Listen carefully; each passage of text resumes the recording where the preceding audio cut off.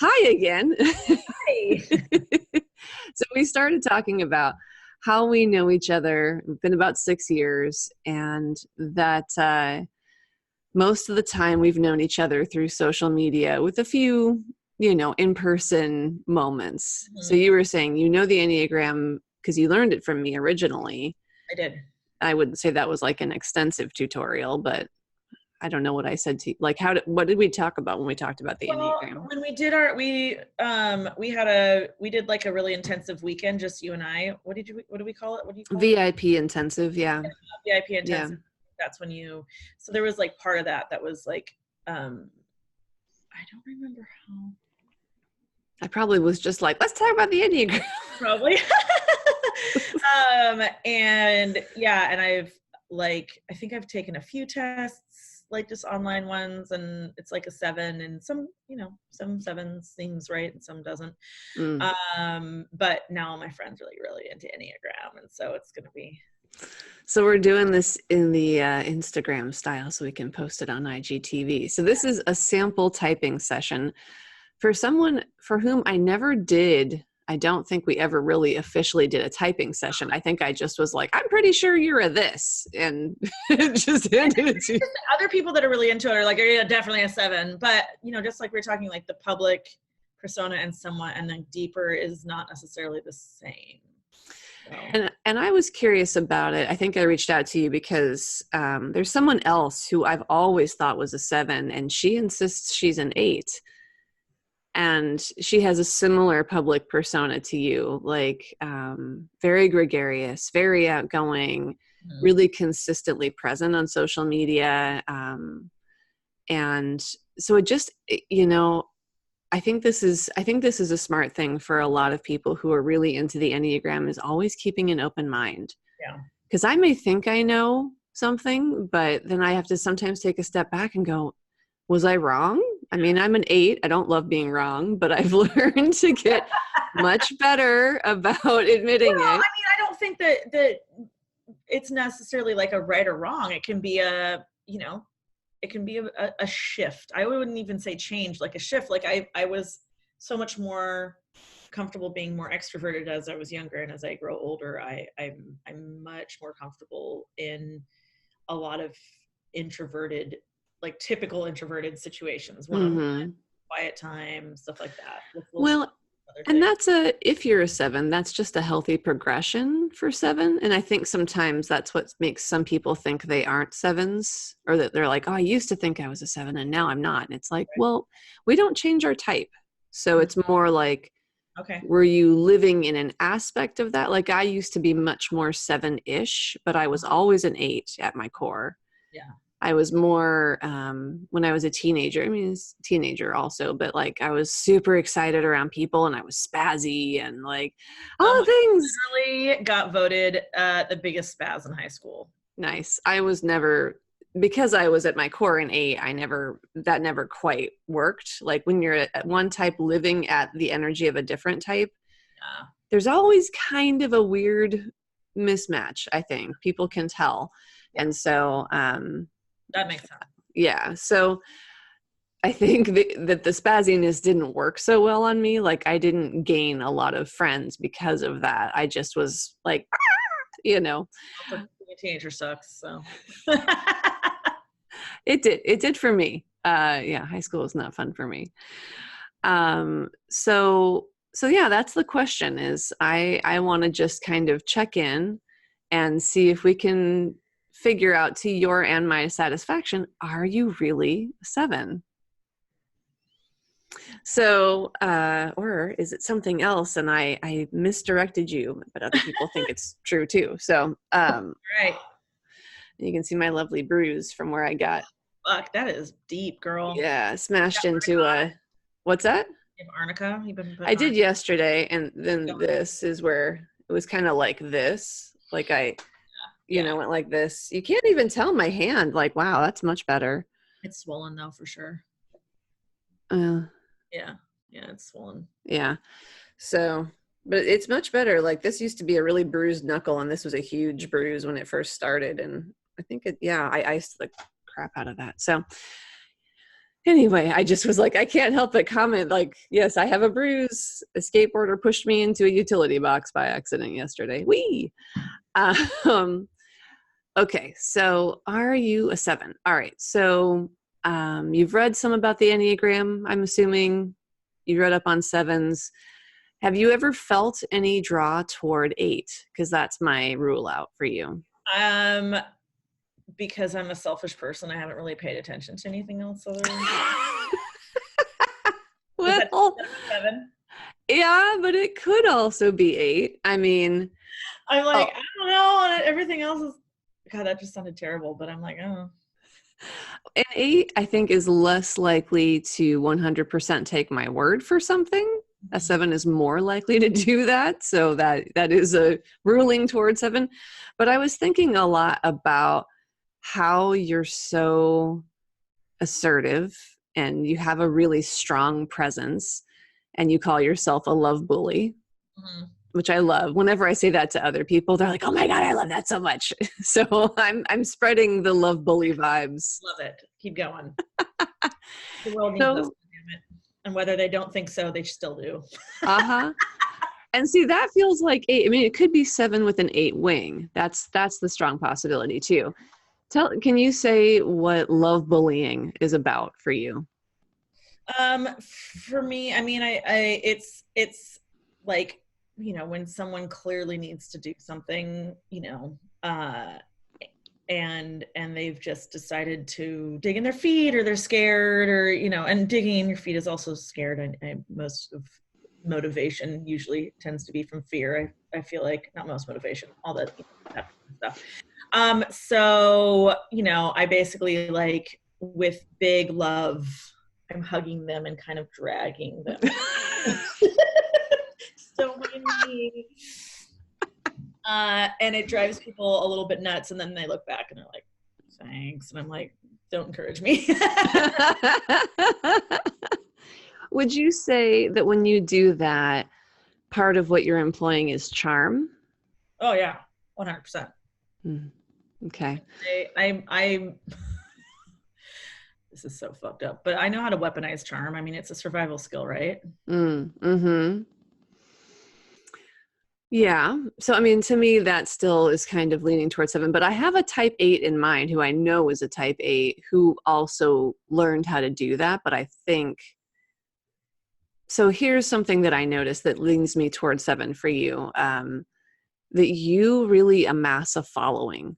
Like, you have some of that Pied Piper energy that people, when you talk about something, people want to come and do it and people want to follow you, and they're just like, ooh, what's Lauren up to? Ooh, like there's something about people want to have a window into your life. Yeah.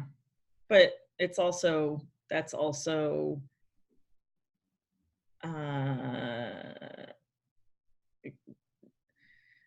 that specifically is, I don't know if it's always been like that. I don't know. You know what I mean? Like, is that okay?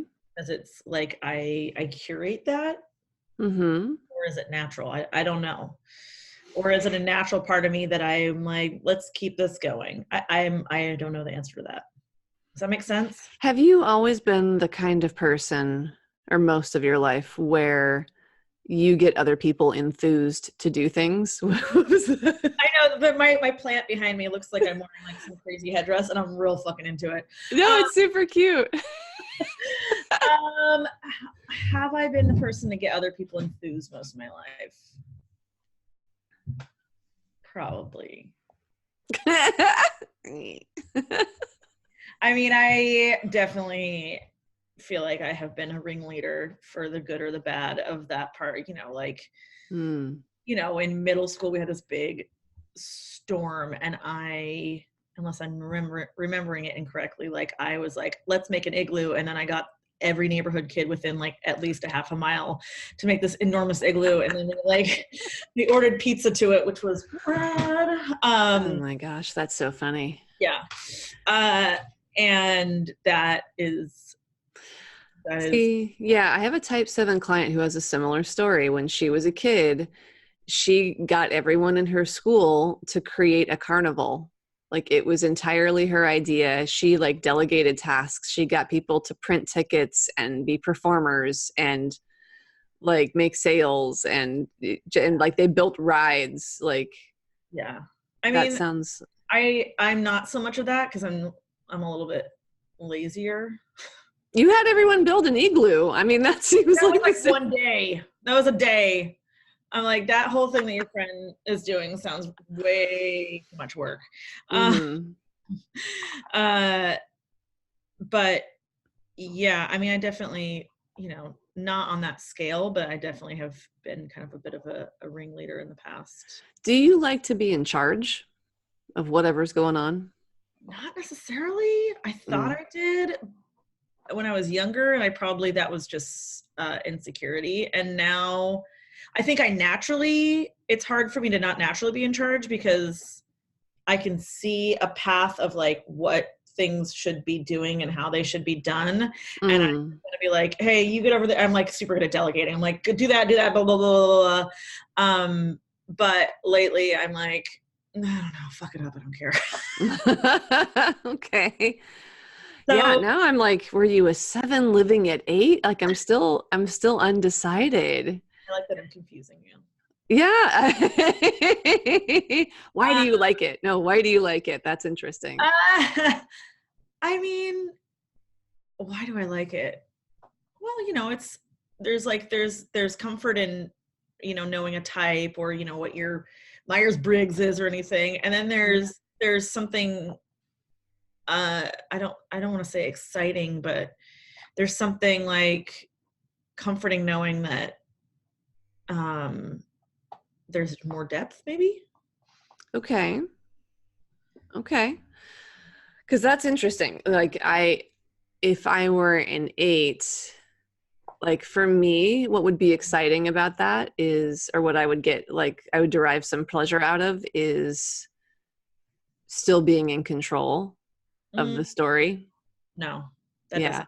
For you, is it more about the mystery and like being open in possibility? Yes. Okay. See, that leans very hard towards 7 then. Because as an 8, there's a part of me that gets off on a little bit of sadism, to be honest. Like, sounds scary, but I don't like, it's a little bit, you know what I mean? Like one of the reasons I like telling puns, I've always said this about puns, is they're not actually jokes. They're actually a minor form of sadism because the point of a pun is to get people to go, ugh. That's amazing. They're a very, very subtle form of torture. And then the person who tells the pun, subtle form of torture. The person who tells the pun then laughs at how everyone else goes, ugh. I love puns so much. I never go, I'm always like, that was awesome. So evidently I'm a masochist, so. Maybe, well, okay, so there's a good one too. If you had to choose, are you a little more masochistic or a little more sadistic? Oh, a little bit of both. Mm-hmm. You're sitting like right there on the little cusp, but yeah, I'm a little bit of both. It depends on the situation. Honestly. Yeah. Well, I think it was telling when you said, I'm trying to pull up something and my phone keeps going to freaking sleep. When you were talking about, when you were talking about the reason that you like me being still a little confused is not because you want to be in control, but because of you like that there's still possibility. Yeah. Yeah. And I don't, it's interesting because like things that it have always been, I've kind of been bothered about. Like, I don't really have goals. I just kind of see opportunity and just go there and then continue there until I see something else and then go there. And like, I don't. That's very 7. Is it? Yeah. I've been frustrated. Like, I'm like, other people are like, I'm going to do this thing by this time and it's going to motivate me. And I'm like, I don't really have any of that. I mean, clearly you are able to, and this is just in service of all the 7s out there, you're able to be very successful. You've chosen a profession. and it's a very goal and deadline driven profession. You're a real estate agent. And so you take listings and you have to sell a house, and you also have to there's a lot of contracts and paperwork and deadlines. And clearly you're very effective at it because people love you. You sell a lot of houses, you get a lot of referrals. So it's not that you can't do that. Yeah. What's that? I don't get sued. Well, also that, but is that because that's externally motivated? It's because it's externally. I mean, if I didn't have a job with deadlines, it would never get done. Uh-huh. Okay. Yeah. Period. I mean, that's part of the reason why I love real estate is like, there's very solid, like, this has to be done by then. And I'm like, okay, I can work within those frames. If I'm self-motivated, yeah, I have to find external motivations all the time to keep going. Okay. All the time. Like, for instance, I went to the gym and I didn't go to the gym. I went to my personal trainer because if it's an appointment. It's an appointment. Yeah. If it's just going to the gym, I will never, ever, ever, ever, ever, ever go. I don't think I can have enough evers in that sentence ever. That's my, like, it used to frustrate me. Now I know it. Now I'm like, okay, this is the framework. That's how I work. So I have to figure that out. Yeah. Okay. And that also, to me, I mean, I know eights who also can sometimes struggle with motivation and not having structure or deadlines. Like, that's not like it never happens for us, but I don't think it's not the same level of issue that what I hear you describing. For me, it's so frustrating. Like, I'm not money motivated. I'm like accountability motivated.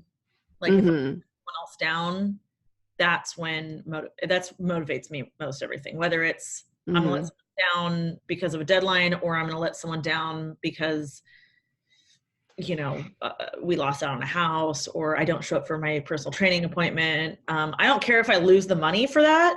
Like I'm gonna charge you anyway. And I'm like, I don't care. Like, but that person being like, I really took time out of my day to be there. So somebody being upset with you or disliking you is a pretty big motivator. Yeah. Okay. Yeah. Yeah. And I don't care. Like, I have zero, I have no interest in if people that I don't really care about are disappointed in me or dislike me or whatever, but the people I love, like, that's the motivation. And I mean, it's not like it doesn't motivate me at 8, but I wouldn't say, I don't think it's quite as strong. If it's, if I'm just like, yeah, I just need to not whatever. I mean, I care and I want them to be okay, but it's not like I'll twist myself inside out to make something happen. I think that there's a cross section between natural inclination and then attempting to get past codependency. So I've gotten better, like, haven't twisted, like, been like, this is a boundary, I'm not gonna fucking put myself out in order to, but I also, it's my big time natural inclination for sure. And then I've just gotten better at boundaries for myself and other people through working through codependency. So nice. Well, and good work. So thanks. yeah. Really hard. Yeah. Like, really hard. I remember that, like, the first boundary I put on someone that I love, that was like, this is a boundary. I don't even believe in, like, heaven and hell. And I was like, I feel like I'm going to hell. And cried. And I was like, I'm an evil person. And it was like the stupidest fucking boundary. It was like, I don't know, like, I don't even remember what it was. But I remember talking to my counselor about it, and she was like, I was like, I know, it's dumb. It was like the tiniest little, oh God, it was dumb. So I want people who are watching this to notice the level of dramaticism of this story retelling, because that's part of what shows me she's a 7 also is. Okay, so also, this is hilarious. That is very accurate. But also, do you know the birthday book, like the book of birthdays, and it's like every single day they, like, do, right? Yeah. So my brother loves to remind me that my birthday is the day of the dramatic choice. Yep. Yep. And even how she said it, like I can kind of do a 7 at times. Yeah. The day of the dramatic choice. Well done. Right. So and I want people to notice too that like if they've been watching any of my other typing interviews, and that none of this is a criticism, it's just like observation. Notice the way that this interview has kind of gone at like you've kind of led it somewhere as opposed to like me running the show. You're kind of like, oh, also this story. Oh, and also. Yeah. That's accurate to my everyday life all the time, ever. Mm-hmm. I actually have somebody I just recently talked to who is considering working with me and may still, so I'm going to be careful about how I say this, but they think he thinks he's one type, and I really like, they were like, oh, he's like, I think I was a 7, but then I realized, no, I'm a something else. And I just talking to him and all of this stuff is happening, like the story's kind of growing and the kind of dramatic and the charm and the smiles and the whatever. And I'm like, well, if we work together, I'm going to have to break it to him that at some point, I really think you are a 7. Like you found this other type, but I don't think so. I don't have any problem with any of the traits of 7s. I'm like, yeah, cool. I don't know if he does either. I think he just really has found merit in one of the connecting points, and I think is moving through that, what we call in the 7 sobriety, and so thinks that's his type now. And I'm like, no. What do you mean? So in the Enneagram, every type connects to 2 other points. We call them the connecting points, and you see it in the geometry, right? You can see all the cross markings. So 7 connects to 5 and to 1. Mm-hmm. At a moment there. I get confused because 5 connects to 7 and 8, and then I'm like, wait, what? Okay. 7 connects to 5 and to 1. And we really have access to the gifts and challenges of both of those connecting points, but often one of them has been more of a challenge area and one has been more of a resource area. Interesting. So hang on, I'm going to screenshot this. I always do that wrong. Stupid new phone. All right, I'm going to deal with it later. I just, phone makers, don't make part of your screenshot be the off button. Just don't. Oh yeah. So with 7s, you connect to 1, you connect to 5, and a lot of times the challenge with 1 is that perfectionism. And so that's the place where 7s just are always worried about getting it good enough, like just kind of trying to refine and refine and refine and refine and refine it. And it's like sort of crazy making, like all the mental. Too, by the way. Yeah, that doesn't help. That's doubling down on the 1 energy. And the thing is, 7s do beautiful, amazing, refined stuff. And they're always working a little bit against the pull of their current of being a bit like freedom chasing, scattered, sometimes kind of clumsy, accurate, all of those things, putting their thumbs indoors, having random accidents. That one, it looks okay. Actually, weirdly, I really thought it was going to be real bad. Like, yeah, where you're like, fuck, and then after like 45 minutes, it was fine. Wow. Like that. Usually they're like, no, I've seen pictures. Yeah. I mean, so 7s, not all of them, but definitely it's a trait, a stereotypical trait of the type that they kind of have weird accidents. Like there's something about Mary, you know, how she just has like Cameron Diaz often is portrayed, her characters as like having weird slip and falls, but she's still fine and sparkly. That's so stereotypical 7. So anyway, so that perfecting impulse, I think in some ways is fighting that pull of being a will-o'-the-wisp, you know? Oh, interesting. Yeah. Cause I mean, I think just the amount of travel that I do is indicative of that. Very, very 7. Yeah. part of me is like, okay, I wasn't wrong. I didn't mistype you and you wander around forever thinking that you're. No, this is great. It's great. Thank you for reassuring me. Of course. So that's got to feel good though. I mean, either way, I mean, I would have felt a little bit bad if you were like, oh, this whole time I was really trying to make this work, but really I was missing all these other gifts. I mean, but I don't, clearly you're not like that. No. And then the connection to 5, what they talk about there is, well, they call 7 at 5 the dancing shaman. So there's this is an adorable little laugh. Go on. So what 5 has is all these talents of really thinking things through, like analysis, observation, research, depth inquiry before acting. And so when a 7 can kind of move into that sort of, and they also are like widely observational, whereas a 7 tends to be focused, like laser focused, but on all these different things. I mean, I do have the like that, but I find that as I'm get older, I'm definitely more widely observational. Like I just sit back and I'm like, what is going on around? Yeah. And that's you tapping into your type 5 access point. Interesting. Yeah. Cool. So, and then there's gifts and challenges at either. I mean, there is a positive side, like leaning into the refinement and precision of 1 without the judgment is the challenge there. Yeah. Like, so I think of it like an editing skill. He's like sad face. I mean, also, once again, back to that Virgo, like known for being pretty judgy, and it's been a challenge. I mean, my whole life, I'm like,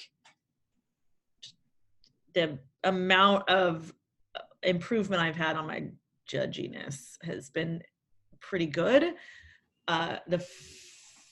Where I have to go is still working with those inner critics.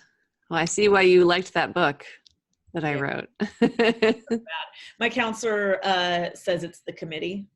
Just a committee. Constantly fucking going all the time in my head. She's like, oh, the committee's here. And I'm like, shut up. Yeah. Like, nice to see you all again. I like the sound of her.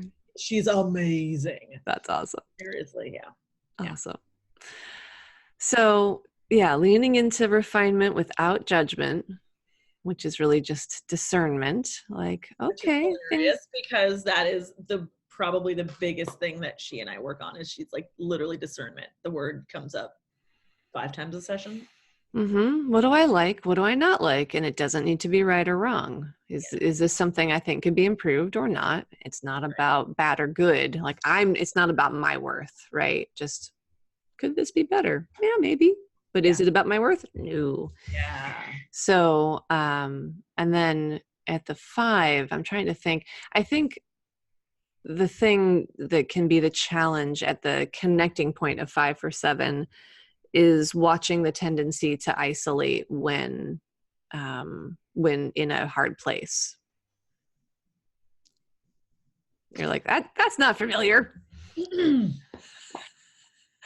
You have so many friends and so many resources. And there's a time when the minute it's a hard place, it is like, part of my house is being able to isolate, and if it feels good, sometimes it does. It's not healthy for the most part. Yeah.